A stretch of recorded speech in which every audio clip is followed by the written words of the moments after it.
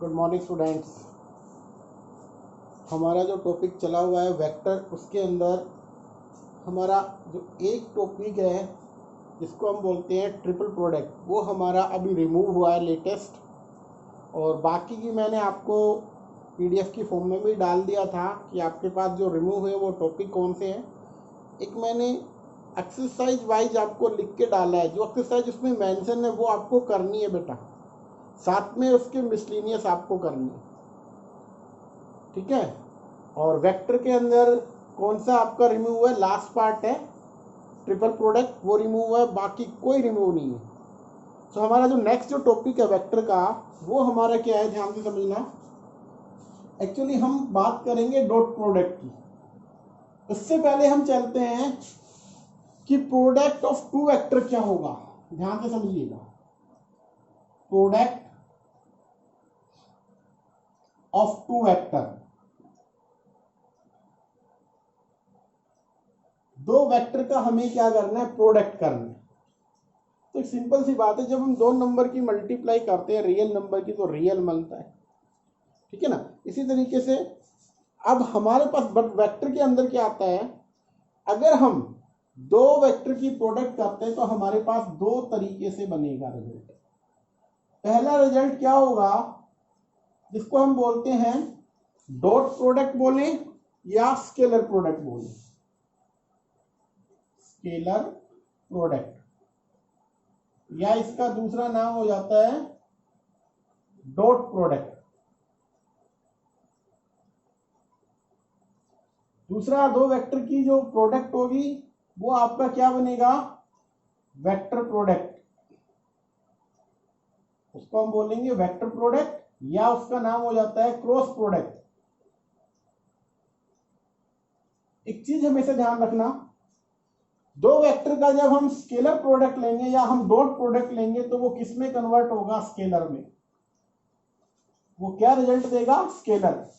और जब दो वेक्टर का हम क्रॉस प्रोडक्ट करेंगे या वेक्टर प्रोडक्ट करेंगे तो रिजल्ट हमारे पास क्या आएगा, वेक्टर की फॉर्म में आएगा।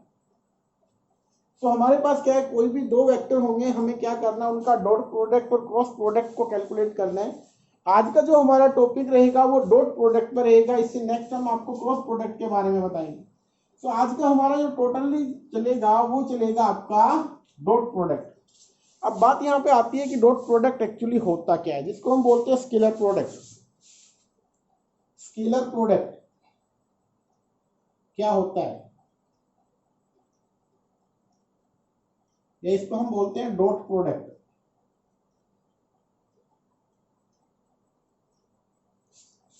क्या होता है ये, the scalar product of two non zero vector. Definition है बेटा, the scalar product of two non zero vector, non zero vector क्या होता है, दो नॉन जीरो वेक्टर का स्केलर प्रोडक्ट। और वेक्टर्स हम मान लेते हैं ए एंड बी,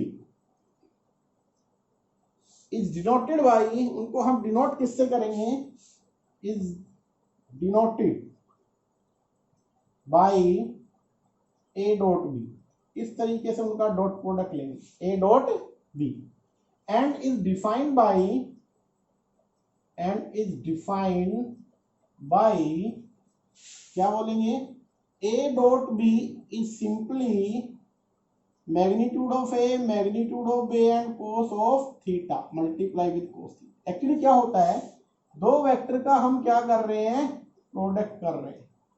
तो ये vector let it will be A और ये हो गया हमारे पास बी, एंगल थीटा उनके बीच में क्या होगा, एंगल रहेगा। तो दो का अगर हमें डॉट प्रोडक्ट लेना है तो आपको इस फॉर्मूले को लर्न करना है। क्या डेफिनेशन है, A magnitude B magnitude cos of theta.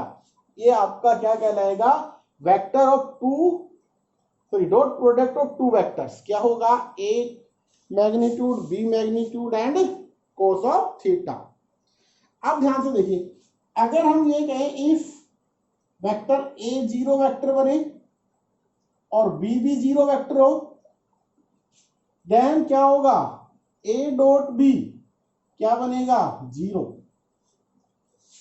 ये क्या आएगा 0। बट यहाँ पे आप देखिए एक दो वेक्टर का डॉट प्रोडक्ट 0 आया, जबकि डेफिनेशन ये कहती है कि ए का मैग्नीट्यूड बी का मैग्नीट्यूड cos ऑफ थीटा। ठीक है, तो उस केस में हम थीटा को डिफाइन नहीं कर पाएंगे। जब दो जीरो वेक्टर है तो उसमें थीटा तो कहाँ डिफाइन होगा, उनके बीच में एंगल कहाँ बन पाएगा। तो ये याद रखना। इसके साथ साथ हमें और क्या क्या ऑब्जर्वेशन हमारे पास है, ध्यान से समझना। अब हम उसको लेके चल रहे हैं जो कि आपकी बुक में भी गिवन है बेटा। सबसे पहली चीज आपको ये ध्यान रखनी है कि जब भी हम दो वेक्टर का डॉट प्रोडक्ट करेंगे तो जो रिजल्ट मिलेगा वो क्या होगा, scalar. Dot product two vectors result क्या देता है, स्केलर। इनका रिजल्ट हमारे पास क्या आता है, वो स्केलर होता है। सेकंड कंडीशन हमारे पास ये है, ए अगर आपके पास कोई नॉन जीरो वेक्टर है और बी भी कैसा हो गया, नॉन जीरो वेक्टर।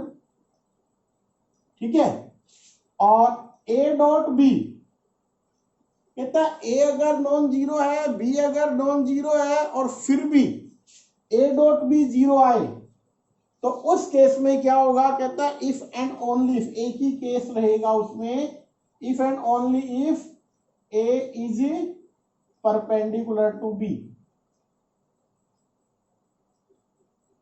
तो बी दोनों के बीच में जो परपेंडिकुलर होने का मतलब एंगल थीटा यहां पे क्या आ जाएगा, 0। देखो ध्यान से, जब ए भी नॉन जीरो है तो बी भी नॉन जीरो है, तो ए का मैग्नीट्यूड भी नॉन जीरो, बी का मैग्नीट्यूड भी नॉन जीरो, फिर भी कोस थीटा बाकी रह गया। तो ये दो नॉन जीरो है, डिपेंड करेगा कोस थीटा पे, तो थीटा क्या होगा, किस पे, सॉरी वो होता है 0, तो 90 पे। दैट मीन्स वो दोनों कैसे होंगे, परपेंडिकुलर रहेंगे। उनके बीच में जो एंगल रहेगा दैट इज थीटा, वो क्या रहेगा, 90 डिग्री। अगर ए नॉन जीरो है, बी नॉन जीरो है, फिर भी क्या है, फिर भी क्या बने, ए डॉट बी अगर 0 बनता है तो एक ही केस है कि वो दोनों के दोनों क्या रहेंगे, परपेंडिकुलर रहेंगे। आप ये लिख सकते हो A dot B 0 if and only if, आप इसको यू ना लिख के आप इसको यू भी रिप्रेजेंट कर सकते हो, if and only if A is perpendicular to B, A vector perpendicular किस पे होगा, बी पे। ठीक है, थर्ड हमें क्या रिजल्ट मिलता है, यहां से ध्यान से समझना उस चीज को। कहता है अगर इफ थीटा को अगर 0 रख दें तो क्या रिजल्ट बनेगा। थीटा अगर 0 हो गया तो यहां से क्या बनेगा, ए का डॉट प्रोडक्ट बी के साथ लेंगे, so magnitude of A, magnitude of B और कोस 0। कोस 0 क्या होता है, 1। तो आप डायरेक्टली इसको क्या लिख सकते हो कि हमारा रिजल्ट क्या होगा, ये वाला बनेगा। अगर थीटा क्या हो जाता है, 0 बन जाता। ठीक है, 90 का हम ले चुके, 0 बन गया तो ये बनेगा। उन दोनों में एंगल ही नहीं बनेगा, एंगल नहीं बनेगा तो इसका मतलब क्या बन गया। अब एक सिंपल सी बात, यहां से इन पर्टिकुलर अगर हम केस लें, पर्टिकुलर केस का मतलब अगर ए का डॉट प्रोडक्ट ए के साथ में, किसी वेक्टर का अपने आप के साथ डॉट प्रोडक्ट लेंगे तो एंगल तो क्रिएट करेगा नहीं। तो सिंपल सी बात है, ए का दूसरा भी वेक्टर ए हो गया और एंगल कितना रहेगा, 0। तो ए का डॉट जब भी ए के साथ करोगे आपका क्या बनेगा, मोड ए स्क्वायर आएगा रिजल्ट। क्या बनेगा, मोड ऑफ ए स्क्वायर। ठीक है, फोर्थ में हमारे पास क्या है, इफ थीटा अगर आपके पास पाई आ जाए, क्या आ जाए, थीटा आपके पास पाई आ जाए, तो उस केस में हम क्या करेंगे, तो उस केस के अंदर क्या होगा रिजल्ट, ए का डॉट बी के साथ करेंगे तो आएगा magnitude of A, magnitude of B, और एंगल जैसे ही कोस पाई रखेंगे 180 -1 आएगा, तो यहां से रिजल्ट आपका ये बनेगा, नेगेटिव। ठीक है, अब देखो ध्यान से फिफ्थ। अच्छा, हमने क्या बताया था आपको, यूनिट वेक्टर एक्स एक्सिस के अलोंग आई चलता है, वाई एक्सिस के अलोंग जे चलता है, और जेड एक्सिस के अलोंग क्या चलता है, के, ये चलता है। अब ध्यान से देखो, ये तीनों के तीनों क्या है, आपस में एक दूसरे पर क्या है, परपेंडिकुलर है। जैसे सपोज करो एक यहाँ पे, एक यहाँ पे, और एक इधर की साइड रख दें। ठीक है, मान लेते हैं हमारे पास कि एक ये हो गया, अब ये तीनों आपस में एक दूसरे पर क्या है, परपेंडिकुलर है। अब परपेंडिकुलर है तो एक सिंपल सी बात आपको नजर आ रही है, यहां से क्या बनेगा, आई का डॉट प्रोडक्ट आई के साथ करेंगे 1, जे का डॉट जे के साथ करेंगे 1 और के का डॉट के साथ करेंगे तो क्या आएगा बेटा 1। ये आपको ध्यान रखना है। क्यों? क्योंकि आई का आई के साथ अगर डॉट प्रोडक्ट करें, डेफिनेशन यहां पे लगाओ आई डॉट आई, आई का मैग्नीट्यूड कॉस ऑफ एंगल तो 0 बन गया। तो यहाँ क्या बना, ये तो 1 होगा, ये भी 1 होगा और ये भी 1, तो रिजल्ट क्या आएगा 1। क्योंकि आई और ये क्या है, यूनिट वेक्टर का मैग्नीट्यूड क्या होगा 1, एंगल 0 बनेगा। इस केस में क्या आएगा यहाँ से ये, अगर आई का डॉट हमने जे के साथ कर लिया, आई का मैग्नीट्यूड जे का मैग्नीट्यूड कोस ऑफ क्या बनेगा 90, क्योंकि आपस में एक्स और वाई परपेंडिकुलर है।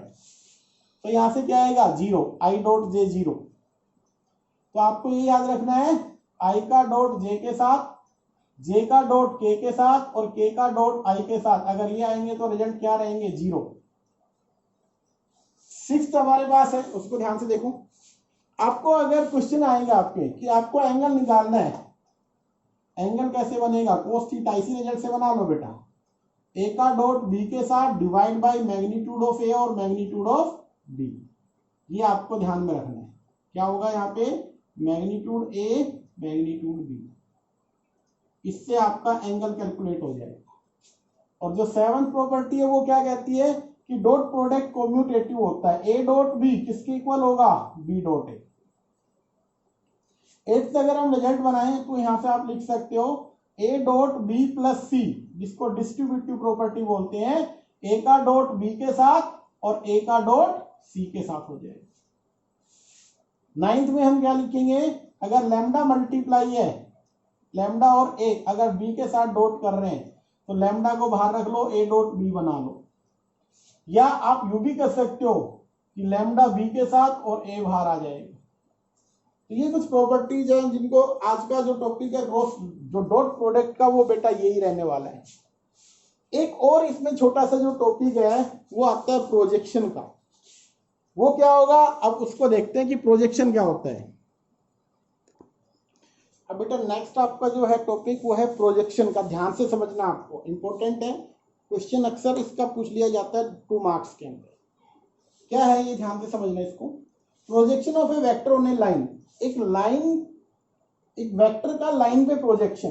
तो सिंपल सी बात मैं पहले आपको बता दूं, मान लेते हैं ये हमारे पास लाइन एल है और ये वेक्टर है ए बी, जिसको हमने ए से रिप्रेजेंट किया, इसका प्रोजेक्शन, दैट मीन्स हम एक सिंपल सी याद रखने के लिए रखते हैं कि उसकी परछाई क्या होगी, वही इसका क्या बनेगा, प्रोजेक्शन बनेगा। वो ए से सी, ए सी, उसको पी वेक्टर का नाम दिया हमने। तो कहता है suppose A vector A B make an angle theta, यहां पे हमने मान लिया कि वो एंगल क्या बनाता है, theta, with the given line L in the anti clockwise direction. The projection A B on line L is a vector P, कहते हैं वो वेक्टर क्या बनेगा, P with the magnitude of this A B cos of theta and the direction of P is the same. अब देखो जो P की direction है वो लाइन के सेम भी हो सकती है, लाइन से अपोजिट भी जा सकते हैं, डिपेंड करेगा cos of theta will be positive और नेगेटिव। और जो पी वेक्टर बनेगा उसको कहते हैं प्रोजेक्शन, उसको क्या बोलेंगे, प्रोजेक्शन। यहां से कुछ रिजल्ट हमें क्रिएट करने, ध्यान से समझना। इसके कुछ ऑब्जर्वेशंस हैं। If P is a unit vector along line L, P को मान लिया जाए यूनिट वेक्टर है along line L, then the projection of A on L is, तो क्या रहेगा वो A डॉट P वेक्टर। देखिए अगर इसका प्रोजेक्शन P पे चाहिए, मतलब A का प्रोजेक्शन P पे चाहिए, तो हमें क्या करना होगा, A का डॉट प्रोडक्ट इसके यूनिट वेक्टर के साथ लेना है। जैसे हम समझते हैं यहाँ पे सेकंड में प्रोजेक्शन ए का किस पे लेना चाह रहे हैं हम, बी पे, तो क्या होगा, पहले का एक पहला वेक्टर एडिटी रखना है, दूसरे का यूनिट वेक्टर बना लो, उसके साथ डॉट प्रोडक्ट कर दो। तो इसको आप यू भी दिखा सकते हो इस चीज को कि ए वेक्टर और यूनिट वेक्टर बी का मतलब B vector divide by magnitude of B, इसके साथ डॉट ले लो। तो आप इसको यू भी लिख सकते हो A dot B divide by magnitude of B, ये बन जाएगा प्रोजेक्शन ए ऑन बी। अगर ए का बी पे प्रोजेक्शन चाहिए तो सिंपली होता क्या है कि वेक्टर मल्टीप्लाई जिसके ऊपर लेना है उसका यूनिट वेक्टर, या आप डायरेक्टली ये लिख सकते हो कि ए डॉट बी दोनों का dot divide by magnitude of B. ठीक है, अगर यहां पे देखिए कहते हैं थीटा 0 बन जाए कोई एंगल ही ना बने तो ए बी का प्रोजेक्शन किस पे रहेगा, ए बी पे ही रहेगा। फिर कहते हैं थीटा पाई, मतलब अगर प्रोजेक्शन क्या आता है थीटा 180 आ जाए तो ये स्ट्रेट लाइन बन जाएगी, तो कहते हैं उस केस में प्रोजेक्शन क्या होगा, डायरेक्शन अपोजिट हो जाएगी। सिंपल सी बात है, बाकी कुछ नहीं है कि थीटा 0 और 3π/2 पे क्या रहेगा, प्रोजेक्शन विल बी 0। अगर यहाँ पे यू आ जाता है तो उसका परछाई कहाँ बनेगी, दिखाई देगी आपको नहीं, उसका प्रोजेक्शन क्या रहेगा 0। अब इसका एक मेन चीज आपको जो ध्यान रखनी है वो ये कर रखनी है, मैं यहाँ पे लिख देता हूँ सर्जेंट को कि आपको क्या करना है। क्वेश्चन किस तरीके से आएगा, क्वेश्चन आपका आएगा find projection A on B, और वो वेक्टर गिवन होंगे, find projection of vector A on B, यू आएगा। तो हमें प्रोजेक्शन फाइंड को बाद में, प्रोजेक्शन ए ऑन बी का फॉर्मूला आपको याद रखना है A dot B divide by magnitude of B, ये हमें ध्यान में रखना है, बस इतना सा है। और हमने एक तो ये पढ़ा है प्रोजेक्शन का, सेकेंडली हमने क्या पढ़ा था, डॉट प्रोडक्ट, और डॉट प्रोडक्ट में हमने क्या पढ़ा था अभी याद करो, एक बार रिवाइज करा देता हूं मैं आपको कि दो वेक्टर हैं उनके बीच में एंगल कितना है थीटा, ये वेक्टर ए मान लिया हमने, इसको बी मान लिया। इसका डॉट प्रोडक्ट कैसे लेते हैं, ए डॉट बी, सिंपली ए का मैग्नीट्यूड बी का मैग्नीट्यूड कोस ऑफ थीटा, ये डेफिनेशन है इसकी। थीटा अगर 0 तो डायरेक्टली हो जाएगा, और 90 आने का मतलब परपेंडिकुलर है। ठीक है, अब मैं एक्सरसाइज से कुछ क्वेश्चन लेता हूं। दूसरा इसमें हमने ये भी पढ़ा है एंगल निकालने के लिए क्या होगा, A dot B divide by magnitude of A और मैग्नीट्यूड ऑफ बी। यहां से अगर हम बात करें थीटा की तो थीटा क्या हो जाएगा, cos inverse A dot B divide by magnitude of A and magnitude of B, इस तरीके से डिफाइन। आपकी एक्सरसाइज जो है नेक्स्ट, जो कि आपकी है 10.3, उसका क्वेश्चन नंबर फर्स्ट, इस पे चलते हैं हम। पहला सम क्या है पढ़ के देखो, क्या लिखा हुआ है, find the angle between the two vectors A and be with with magnitude √3 and 2। देखो कहता है दो के बीच में आपको एंगल निकालना है, किस किस के बीच में, ए एंड बी, इन दोनों के बीच में एंगल निकालना है। कंडीशन क्या क्या गिवन है, इन दोनों का मैग्नीट्यूड गिवन है, ए का दे रखा है आई थिंक √3, और बी का मैग्नीट्यूड क्या दे रखा है इन्होंने, बी का दे रखा है बेटा 2, और साथ में उनका स्केलर प्रोडक्ट वो दे रखा है आई थिंक √6। तो इनका जो गिवन पार्ट है वो ये है कि मैग्नीट्यूड ए और बी गिवन है और ए डॉट बी गिवन है। आपसे पूछ क्या रहा है, कहता है एंगल किसमें, between vector A and vector B के बीच में एंगल पूछ रहा है, ये गिवन है। तो आप क्या लिखेंगे, let theta be angle between vector A and vector B, उनके बीच में एंगल क्या मान लिया आपने, theta. So cos of theta क्या बनेगा यहां से, A dot B divide by magnitude of A और मैग्नीट्यूड ऑफ बी, ये फॉर्मूला है। अब आपके पास जो गिवन है उसको लेके चलो। देखो ए डॉट बी कितना है, √6, ए का मैग्नीट्यूड कितना गिवन है, √3, और ये कितना है 2। अब हमें इसको सिंप्लीफाई करना है, तो सिंपल सी बात है, देखो 3 ऊपर 6 है रूट में, तो 2 बन गया, डिवाइड बाय 2, इसको आप क्या लिख सकते हो 1/√2।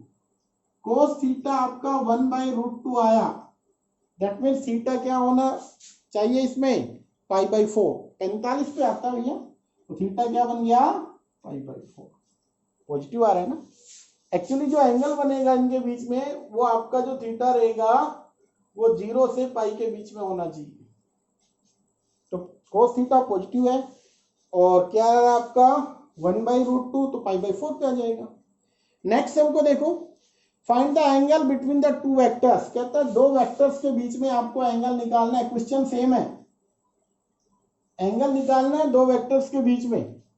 तो वेक्टर ए जो गिवन है वो क्या है, क्वेश्चन नंबर सेकंड है बेटा। ये ए वेक्टर हमारे पास गिवन है i - 2j + 3k -2j + 3k,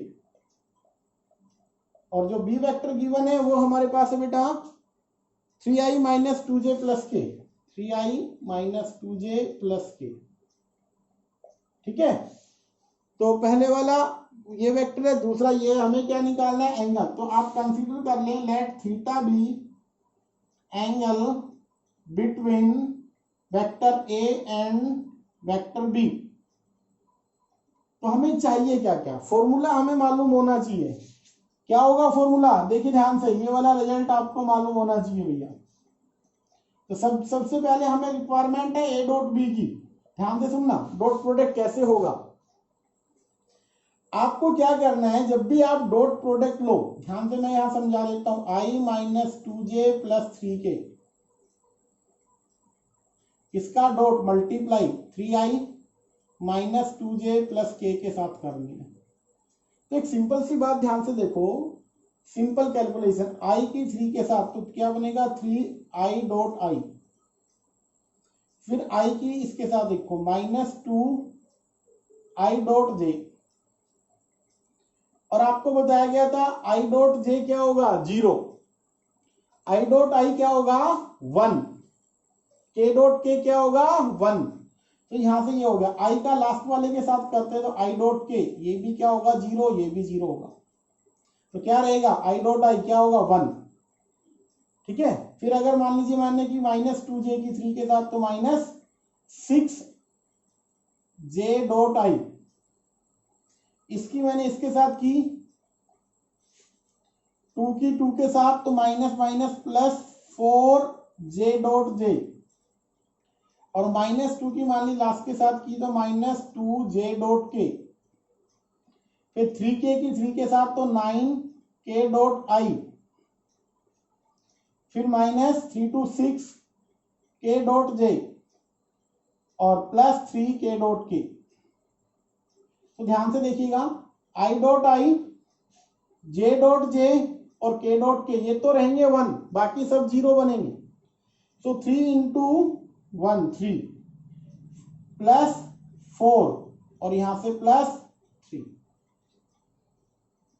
ठीक है, सिंपल हो गया। अब इसका शॉर्ट बता देता हूं, शॉर्ट ट्रिक आपको कैसे करनी है। मैंने आपको ऑलरेडी पहले बताया हुआ है, i डॉट i क्या होगा 1j dot j 1k dot k। तो हमेशा जब भी डॉट प्रोडक्ट करो, i वाले की i वाला कोफिशिएंट, तो यहाँ क्या है 1, इधर क्या है 3, तो इन दोनों की मल्टीप्लाई आएगी 3, -2 की +4, 3 1 के साथ +3, तो 3 और 3 6 और 4 10। आपके पास a डॉट भी आ चुका है। हमें क्या चाहिए, और a का मैग्नीट्यूड, यहाँ पे मैग्नीट्यूड ऑफ a क्या बनेगा 1 का स्क्वायर 1 -2 का 4 3 का 9 9 10 √14। b का मैग्नीट्यूड ले लो, क्या बनेगा 3 का 9 2 का 4 और 1 9 और 10 √14 बन गया। यहाँ से नाउ cos ऑफ थीटा क्या रहेगा, फॉर्मूला यहाँ पे लिखा हो, a का डॉट b के साथ क्या आया था रिजल्ट 10, ये क्या बना √14, ये भी क्या बना √14। तो आपके पास 10/14 बन गया। एक्चुअली क्या बना 10/14। तो इसको आप 2 से करोगे तो 5/7, और थीटा की वैल्यू निकाले तो cos इनवर्स 5/7, ये एंगल आ गया। सिंपल है, इस तरीके से इन क्वेश्चनों को हमें सोल्व करना है।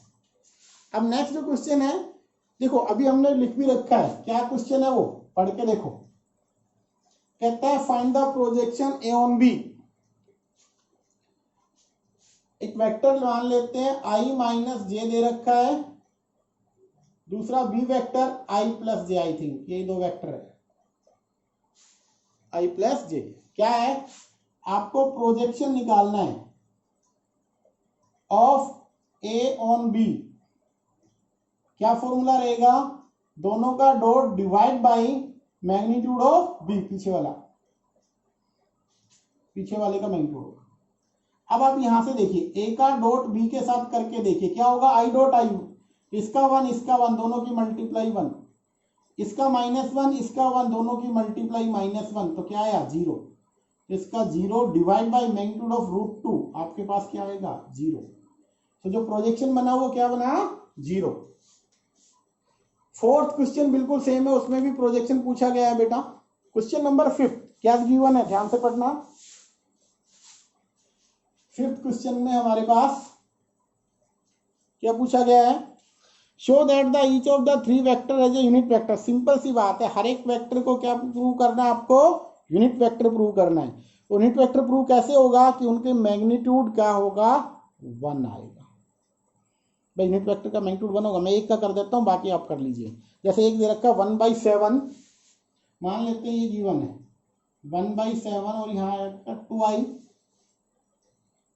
और आगे है बेटा आपका 3j 6k। इस वेक्टर को यूनिट वेक्टर प्रूव करना है, तो आप क्या लेंगे, सिंपली इसका मैग्नीट्यूड लेंगे। अब कहोगे सर 1/7 है, 1/7 का मैग्नीट्यूड क्या होगा, क्योंकि ये तो कांस्टेंट है, बाहर रख सकते हैं आप इसको, 1/7 ही रहेगा। तो आप इसको लिख सकते हैं 1/7, अंडररूट के अंदर क्या लिखेंगे, ये वाले आई का कोफिशिएंट का स्क्वायर, 2 का 4, 3 का 9 और 6 का 36। तो 1/7 मल्टीप्लाई क्या बन गया, अंडररूट के अंदर 49, क्या आया 1/7 मल्टीप्लाई 7, तो आंसर क्या आया 1। तो आपके ए का मैग्नीट्यूड क्या आ गया 1। इसी तरीके से बाकी दोनों के मैग्नीट्यूड भी क्या आ जाएंगे बेटा 1, ठीक है। और इसके साथ में क्या दे रखा है, also show that they are mutually perpendicular to each other. हाँ, मैग्नीट्यूड तो 1 आ जाएंगे, दूसरी बात कह रहे हैं कि वो म्यूचुअली परपेंडिकुलर। अब बात यहाँ पे ये आती है, मान लेते हैं हमारे पास ये तीनों वेक्टर हैं ए बी और सी, तीनों को अलग अलग नाम दिया, और वे कहते हैं म्यूचुअली परपेंडिकुलर। म्यूचुअली परपेंडिकुलर का मीनिंग क्या होगा, सारे एक दूसरे के ऊपर परपेंडिकुलर। जैसे ये है, यहाँ पे देख लीजिए, मान लीजिए ये ए हो गया, बी इसको सी मान लिया जाए, तो तीनों परपेंडिकुलर होने का मतलब ए का डॉट बी के साथ, बी का डॉट सी के साथ, और सी का डॉट ए के साथ, क्या रिजल्ट देगा 0।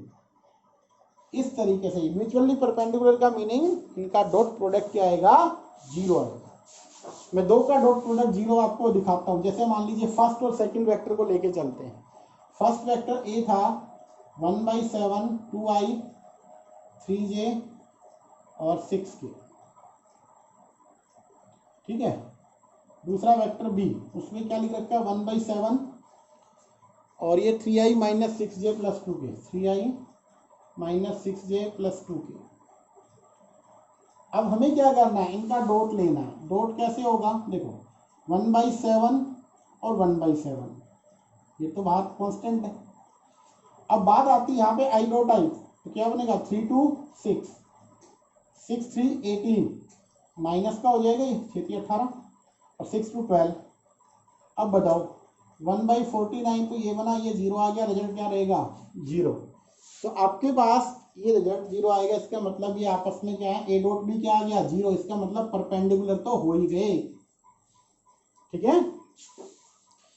क्वेश्चन नंबर आपके पास 6 कहता है find A and B magnitude if, condition क्या दे रखी है, A vector plus B vector और A vector minus B vector, इनका प्रोडक्ट दे रखा है ए। पहली कंडीशन गिवन है।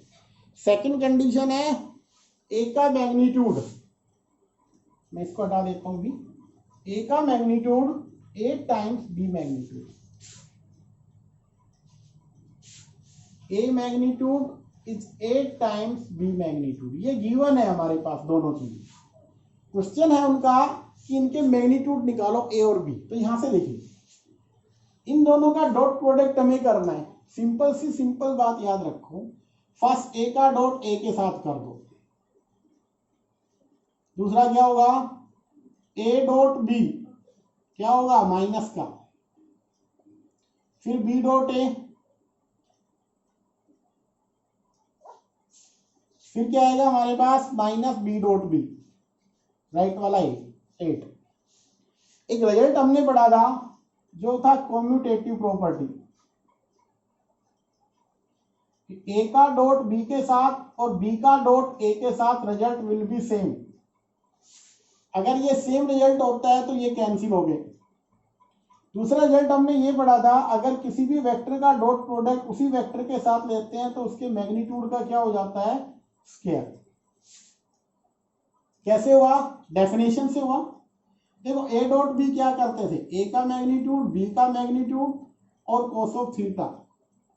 अगर मैं बी की जगह ए रिप्लेस कर दूं तो एंगल क्या रहेगा, अगर किसी वेक्टर का अपने आप के साथ एंगल तो जीरो बनेगा। तो ए डॉट यहां भी क्या रहेगा ए का डॉट और एंगल क्या रहेगा जीरो, cos 0 1। तो ए का डॉट ए के साथ क्या रहा magnitude of A multiply magnitude of A, इसको हम लिख सकते हैं मैग्नीट्यूड ऑफ ए स्क्वायर। तो ये चीजें आपको ध्यान रखनी है। अभी क्या बना हमारे पास, यहां रहा मैग्नीट्यूड ऑफ ए का स्क्वायर, वहां रहा मैग्नीट्यूड ऑफ बी का स्क्वायर, राइट में क्या आ गया 8, ये हमारे पास आ बन गया हमारे पास ये रिजल्ट। अब हम इनकी हेल्प से यहां से देखो ध्यान से, ये वैल्यू ए की ये वैल्यू यहां रख देते हैं। मैग्नीट्यूड ऑफ ए का क्या था whole square minus magnitude of B square क्या था 8, यहां ये वैल्यू उठा के रख दो तो क्या आएगा 8 टाइम्स मैग्नीट्यूड ऑफ बी इसका square minus magnitude of B square क्या है 8, 64 times magnitude of B square हो गया minus magnitude of B square. 64 में से 1 लेस कर दो क्या बनेगा 63 टाइम्स, तो यहां से क्या बन गया 63 मैग्नीट्यूड ऑफ बी स्क्वायर किसके इक्वल आया 8, मैग्नीट्यूड ऑफ बी स्क्वायर क्या बना 8/63। तो यहां से अगर निकालें मैग्नीट्यूड ऑफ बी तो 8/63 का क्या लेंगे स्क्वायर दी रूट। तो यहां से इसका जैसे स्क्वायर रूट लेंगे आपके पास जो रिजल्ट बन के आएगा वो क्या रहेगा 4 × 2 8, तो 2√2 और 63 को बेटा हम क्या लिख सकते हैं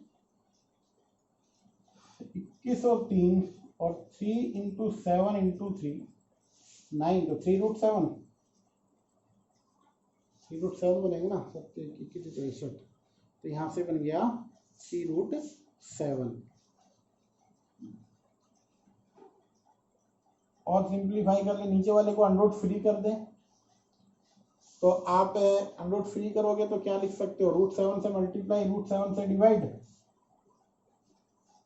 तो 2√14/21 एक्चुअली ये आ गया मैग्नीट्यूड ऑफ बी आया। इसकी ये वैल्यू यहां रख दो, मैग्नीट्यूड ऑफ ए क्या बनेगा 8 मल्टीप्लाई 2√14/21 और आप इसको सिंप्लीफाई कर लोगे तो आपके पास इसका भी रिजल्ट आ जाएगा। ये हमें कैलकुलेट करना था, ठीक है बेटा। क्वेश्चन नंबर ये आपका है 6।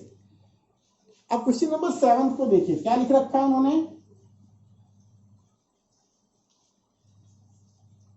7 में हमारे पास गिवन है इवेलुएट द प्रोडक्ट, हमें सिंपली सिर्फ प्रोडक्ट निकालना है 3a - 5b, इसका डॉट लेना है हमारे पास, क्या आएगा वो 2a + 7b, इनका डॉट निकाल लो ये कह रहा है। देखो 3 × 2 6 क्या बनेगा a डॉट a, 3 और 7 7 × 21 21, यहां से क्या बनने वाला a डॉट b, 5 × 2 10 माइनस का 10 और ये बना बेटा 8 b डॉट a या a डॉट b इक्वल होते हैं, और 5 कितना बन गया 5 × 7 35 और बेटा b डॉट b सॉरी,